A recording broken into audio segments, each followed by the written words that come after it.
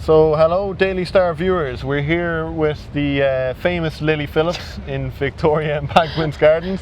Thanks for having me in this wonderful bush. Are you fond of bush? I'm a huge fan of bushes. Very Got my good. own at home. Nice. I understand you're going to go to a show at London Fashion Week later. Yes, I'm super excited. So what's the game plan there? Are you trying To be honest, I'm excited to just mingle, have a few drinks, honestly see some great outfits. Very good. And would you have any ambitions in the future to maybe dip your toe in that type of field yourself, maybe? I have always been interested in fashion, especially like lingerie, as you can probably tell from my career path. I wear a bloody lot of it, so I know my when it comes to lingerie. So I think that could definitely be an avenue for me later on in life. Okay, but years to come. Yeah, you're happy enough in your career path now at the minute? Definitely. I mean, I want to, always venture out into different things. Like, I've just got a very creative mind. Yeah, you're definitely good at branding anyway. I bless you. Thank you.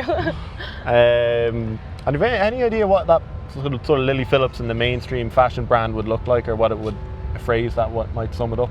I mean, honestly, I'd love to align it with my own personal style. Yeah. So quite high-end, quality, and just very sexy vibes. Something I would honestly wear myself. That is just what I want to produce. Just that it's quite selfish, really. I just want to produce stuff that I want to wear. And what type of brands would you take inspiration from now at the minute that you love, that you'd like to emulate?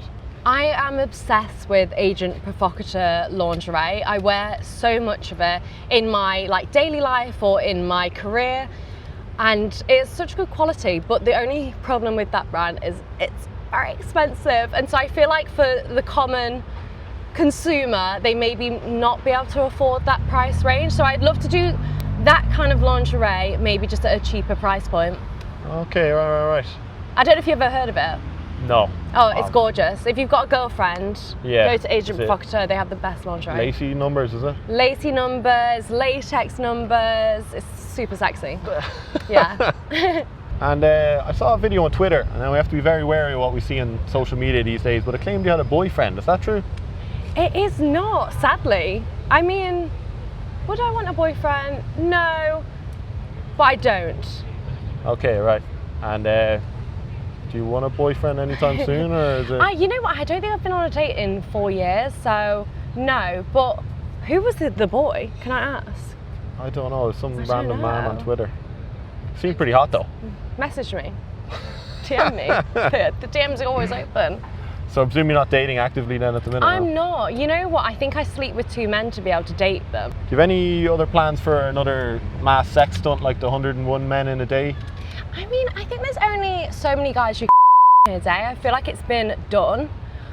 So I'd love to do some stuff that's more creative, some stuff that hasn't been seen before, done before. That is where I really get excitement, and where I feel most productive is when I'm just doing stuff that is super creative. So not particularly numbers game, but just I'd love to do something like a skydive where you also give a blowjob or something like that. I mean, I've never seen it, so I would love to. Yeah, that'd be really pushing the boundaries. So it's about coming up to a year now on your anniversary of the 101 man stunt, and then the documentary came out around December. You seemed very emotional. A lot of people were attributing that to you being traumatized. I wonder if that's something you agree with, and how you look back on it now after a year. Yeah. In all honesty, it was so funny. When the documentary actually came out, I totally forgot about that moment, because I'm just someone who, I get emotional and I get over it. I show my emotions, I let that out, and then I leave that in the daytime. You know, I could cry if I think about my dog being too cute. So I'm an emotional girl. But no, I wouldn't kind of relate it to any kind of trauma or anything like that. Yeah. I don't really think about it anymore, to be honest. It's in the past. Yeah, Very truly. good. And have you got therapy for any of this, or you don't really think you need it? You know what, I haven't. I think it's more just therapy's too time consuming, even though I do believe everyone should have therapy. And how many subscribers do you have these days? Is that the plan? You just want to sort of satisfy what they want? To be honest, it's not so much satisfying what the viewers want. Yeah. It's more about satisfying my appetite for porn.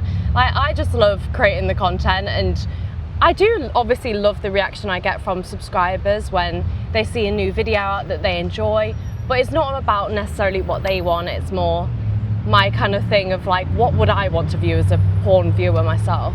Yeah. And then after that 101 man stunt, you had that famous line where you said something along the lines of your self-worth was thrown out the window. I don't think I said that. What, my self-worth was thrown out the window? Yeah, so I'm paraphrasing, to be fair. But Right. it was something along those lines where you were disassociating in the whole experience. It seemed pretty tough. You cried at one point, I seem to recall. I was wondering, like, going forward, how do you protect yourself in those type of situations now, or how do you look at that? Yeah. I think it's just more setting boundaries as to what I feel comfortable with, and also just more sticking to staying in control and making sure that, like, you know, I'm enjoying this at this right second and everyone is being respectful. Okay, yeah. And I suppose that's just having the right team around you. Definitely, the right support system, and also just like making sure that when all the guys come in that they're being safe and respectful of everyone else. Okay, yeah. And what's the difference between your on-screen persona and then you when the cameras are off? In all honesty, I don't really think I have too much persona. Like, what you see is what you get. I'm very much face value. But obviously, I probably talk a lot more about sex online because that's what people are interested in. And yeah, I mean, probably now I probably have like maybe the same amount of sex off camera that I have off camera. So yeah, I'm not too different. Okay, yeah. And I hate to bring this up, but your rival Bonnie Blue was punched in a nightclub last night. I wonder if you had any thoughts on that? Well, obviously, physical violence is never good, and you know, I wish her all the well. I wish her well, and I hope she's okay. And does it raise concerns about your safety in public? To be honest, of course, I'm always conscious about the reaction from the public, but I mean, I always have like a team around me and security, so I would like to think that, you know, I have some kind of defense if that ever happened in person with me. Okay, great. Do you talk to Bonnie Blue at all now? How's that relationship? We actually don't talk. I mean, she's also a girl in the industry. That's, you know, I just class her as a colleague. Okay, yeah. And did you ever have a relationship where you spoke? We've worked together before, but never really much of a personal relationship outside of that. Okay, yeah. So things are pretty cold at the minute between you two. I wouldn't say we're the closest of people. I saw on this Stacey Dooley show that you were on, there was a part where your parents were pleading with you to stop your career in the adult industry. Yeah. I was wondering how that relationship is now with your mum and dad. Yeah. I mean, me and my parents are always so close. Of course, I think any normal parent would feel a slight bit of concern if their daughter is even interacting with 100 people a day, never mind having sex with them. It's just more of a safety thing that they are concerned about. But yeah, I mean, my relationship with my parents is golden. Okay, yeah. And do you support them financially? No, I don't. Okay, I don't. okay. You know, my parents are very successful people. They definitely support themselves. Yeah, your dad has a company, doesn't he? A cleaning company? Yeah, well, he's sold it now. Oh, very well. Yeah. Nice. So they're just living up in retirement. Oh, happy days. Yeah. Are they holidaying much? Me or No, them? Them. Oh yeah, they have a camper, so they travel around all the time. They love it. Oh, lovely. Yeah, honestly, they're living the good life. Okay. And career's going very well. I can take it. You're earning lots of money. Very busy. I wonder, what's your end game? Like in 5 or 10 years, what do you see yourself doing? I still could see myself continuing porn, especially in like 5 years' time. I feel like that's not even that far away. But I would also love to like venture out into different things, like we mentioned earlier, the lingerie. I would also love to do some TV stuff because I think that's super fun. Like maybe like Celebrity Big Brother, Loose Women. I mean, I'd love to chat shit for a couple hours, you know.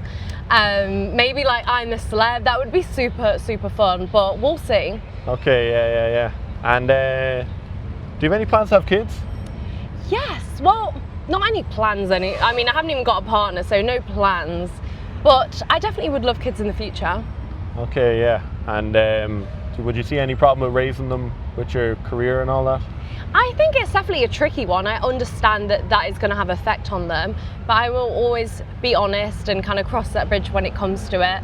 At the end of the day, I'm not concerned for how they view porn, because I don't view porn as something that's disgusting and shameful, so I won't put them beliefs on my kids, but I'm just concerned for how other kids will treat my kids. Yeah. And that's quite sad, really.